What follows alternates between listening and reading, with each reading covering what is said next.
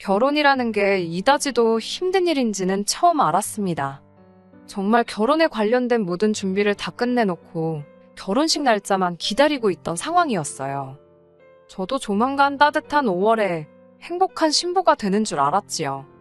앞으로 행복하게 잘 살 일만 남았다고 생각했는데 참 세상은 생각한 것처럼 녹록지만은 않네요. 결혼 예정이던 남자친구와는 연애도 꽤 길게 했고 연애 중반쯤부터는 알게 모르게 서로 결혼하겠구나 하는 생각을 가지고 만났던 것 같아요. 그래서 결혼 이야기가 처음 나왔을 때도 별다른 우여곡절 없이 우리가 결혼하게 된다는 걸 당연하게 생각하기도 했고요. 결혼 준비하던 동안에는커녕 연애하는 동안에도 내 남편 될 사람이 이다지도 효자인지는 알지 못했습니다. 알았다면 결혼도 다시 생각해봤을 테고 이런 일도 겪지 않았을 텐데 싶네요.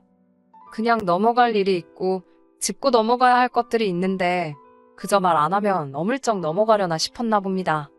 결혼식 날짜까지 다 잡아놓고 아직도 마무리가 안 지어진 게 단 하나 있었는데 그게 신혼집 문제였어요.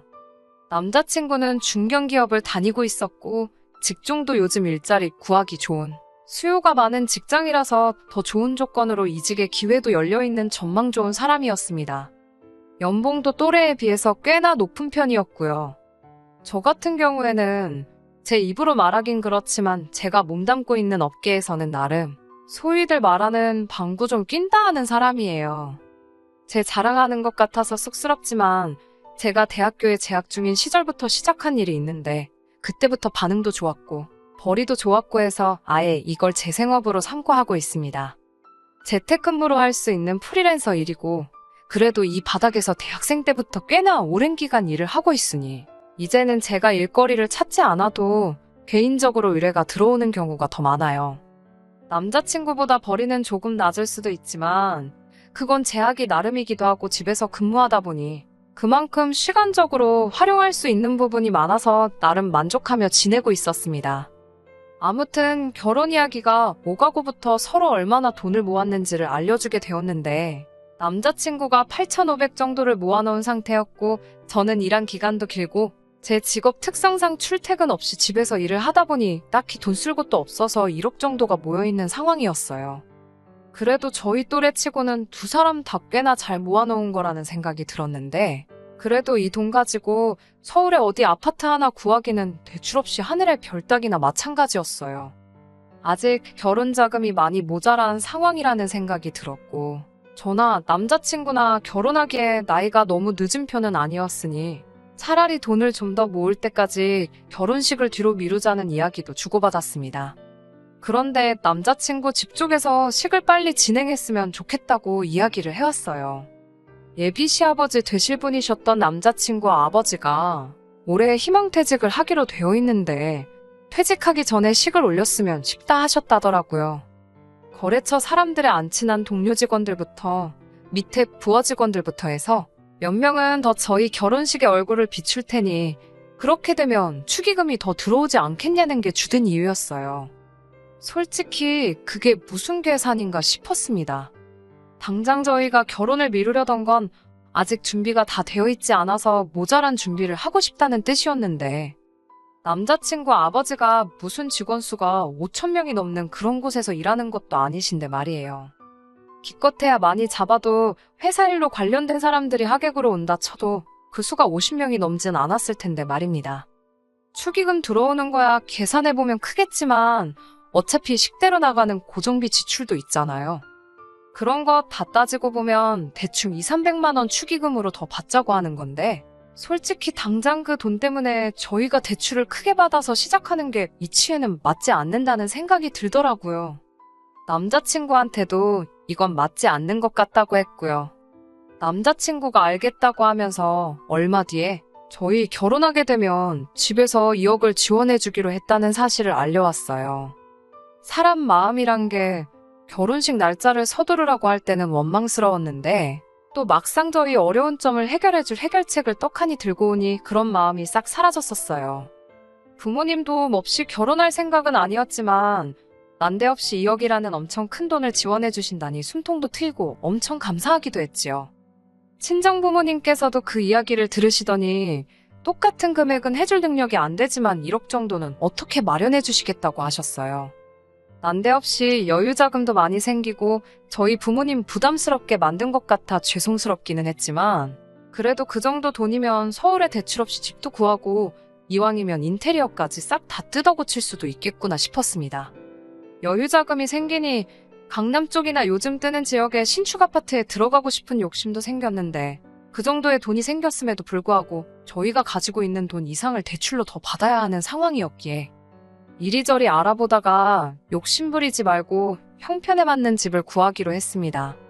공부도 이만큼은 안 해봤다 싶을 정도로 열심히 발품손품 팔면서 알아봤어요. 그러다가 하나 마음에 드는 아파트를 찾게 되었어요. 주변에 마트라든지 인프라가 너무 잘 되어 있었어요. 단 하나 단점이 있다면 지하철역에서 거리가 좀 되는 위치기는 했는데 그 부분은 딱히 신경 쓸 바는 아니었습니다. 남자친구가 다니는 회사에서 가깝고 어차피 자차를 사용해서 출퇴근을 하니 딱히 대중교통이 중요해 보이지는 않았어요. 어쩌다 한번 이용하게 될 대중교통 때문에 그 집을 포기하기는 너무 아쉬운 지경이었습니다. 특히나 집에서 일하는 저에게는 서울 도심에서 전망도 좋고 일에 지친 제가 주변에 도보로 잠깐 머리 좀 식힐 수 있게 들어선 주변 환경은 무엇과도 비교할 수 없었거든요. 비교적 신축이기도 해서 딱히 많이 손볼 것도 없고 거기에 역세권도 아니다 보니 돈도 어느 정도 절약이 되겠더라고요.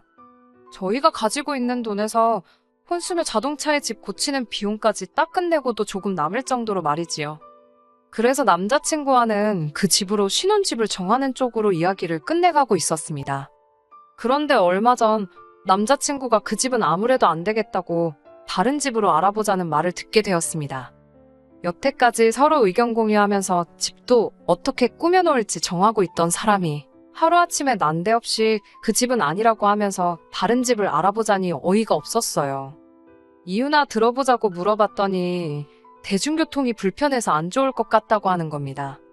차 끌고 다니는 사람이 무슨 대중교통이냐 되물었더니 그것도 그거지만 일단 방이 2개밖에 안 돼서 싫다고 하더라고요. 방이 2개이긴 하지만 2방이 전부 엄청 넓게 뽑힌 집이거든요. 나머지 방 하나는 전망도 좋고 해서 집에서 일하는 제가 사무실 겸용 서재 같은 느낌도 해서 어차피 남자친구가 퇴근하고 오면 저도 아무리 재택근무라지만 일을 붙들고 있을 생각이 없으니 그 방에서 같이 여가도 즐기고 하기로 이야기가 되어 있었거든요. 침실이야 어차피 잠만 자는 곳이고 거기에 붙박이장 설치하고 화장대 놓고 해서 쓸 계획이었어요. 본인도 그렇게 하는 게 더 좋겠다고 동의했었고 말입니다. 그런데 대중교통 이야기랑 똑같이 이제 와서 그게 그 집을 사면 안 되는 이유라고 하면서 반대를 하고 나서니 저는 조금 어이가 없었지요.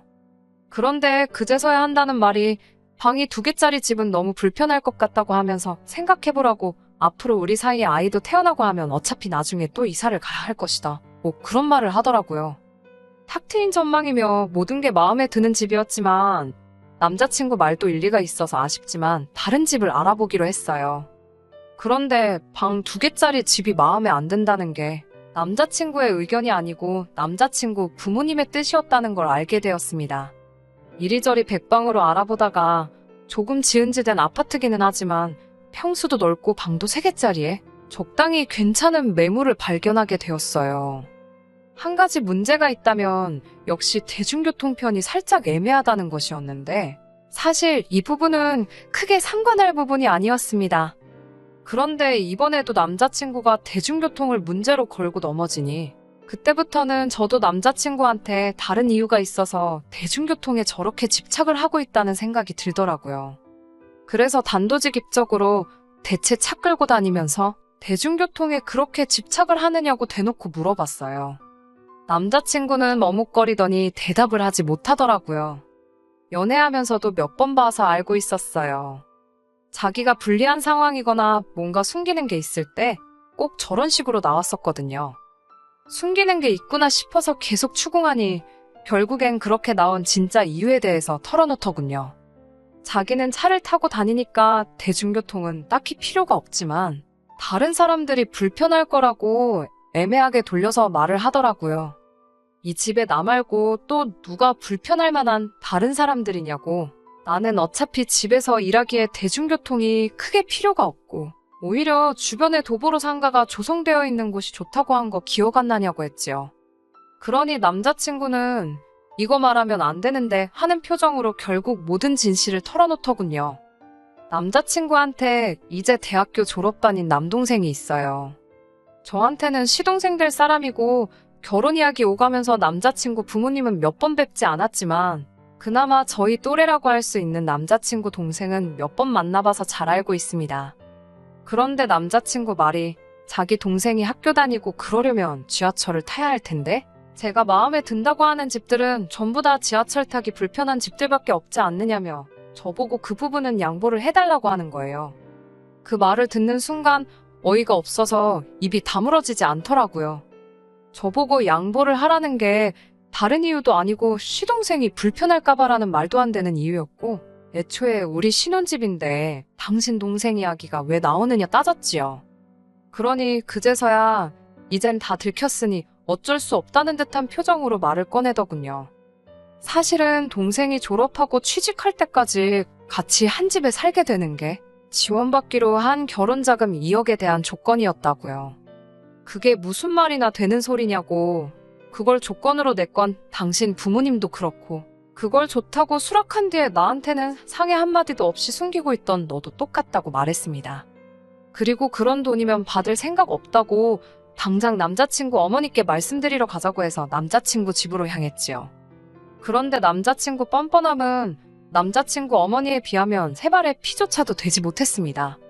처음에는 너무나도 당연하다는 듯이 저보고 너 돈 많냐고 물으시면서 돈 없다고 징징댈 땐 언제고 이제 와서 왜 준다는 돈도 안 받고 튕기고 있느냐고 나오더군요.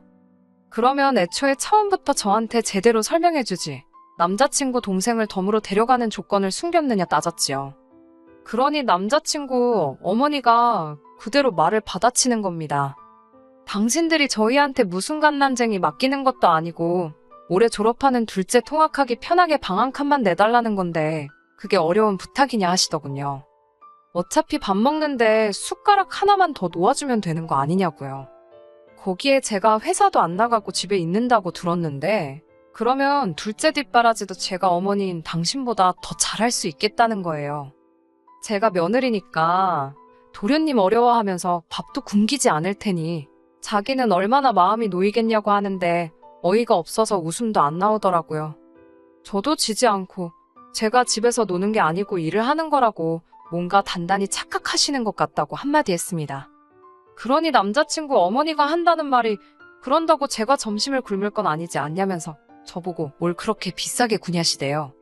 식가족 뒷바라지 하는 거 어차피 며느리가 할 일인데 거기에 돈까지 준다는데 마다할 이유가 뭐가 있냐면서 말입니다. 그 말을 들으니 애초에 결혼자금 지원해주는 거 안 받고 당신 아들하고 둘이서 알콩달콩 잘 살겠다가 아니라 이 결혼 뒤집어버리러 온 거라고 말을 먼저 했어야겠다는 생각이 들더라고요. 누가 제 발로 식모자리에 지원을 하겠냐고. 그리고 남자친구 동생도 제가 몇 번이나 만나봐서 아는데 장담컨대 절대 취직 못할 거라고 한마디 해줬습니다. 까불거리고 부침성 좋은 성격이니 결혼하면 하루 이틀 재워주는 거야 하겠지만 저보고 아예 데리고 살라니요.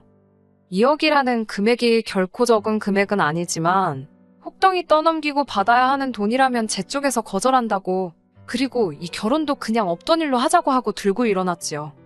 으름장 놓는 게 아니고 진심이라고 무슨 조건을 걸어와도 저는 더 결혼 생각이 없다고 했어요. 그러니 남자친구 어머니도 같이 언성을 높이면서 나도 너같이 시대가 어려운 줄 모르는 며느리는 받을 생각 없다면서 성질을 내더군요. 차라리 다행이었습니다. 저는 뒤늦게라도 반성해서 제 발목 잡고 늘어질까봐 걱정을 했거든요. 그래도 몇 년을 만나왔는데 헤어지는 건 한순간이더라고요. 그래도 제가 결혼 후에 처할 거를 생각하면 절대 아쉬움이 남거나 하진 않았습니다. 식장 예약해둔 거며 스드메며 전부 다 취소해버렸지요. 위약금이 조금 나와서 일단 제 돈으로 냈는데 생각해보니까 이 결혼이 누구 때문에 파국으로 치달은 건데 위약금을 제 돈으로 해결하나 싶었습니다. 그래서 당장 남자친구한테 전화를 걸었지요. 들어간 비용의 절반은 받아낼 계획이었는데 남자친구가 마침 연락잘 했다고 만나서 꼭 좀 해야 할 이야기가 있다며 한번 보자고 하더라고요. 무슨 이야기인지 궁금해서 그런 건 아니고 어차피 그 돈 받아내려면 직접 만나는 것만큼 좋은 방법이 없다 싶어서 자리에 나갔어요. 그랬더니 남자친구가 꺼내는 말이 참 어이가 없더군요. 엄마가 그러는데 하면서 말을 꺼내더라고요.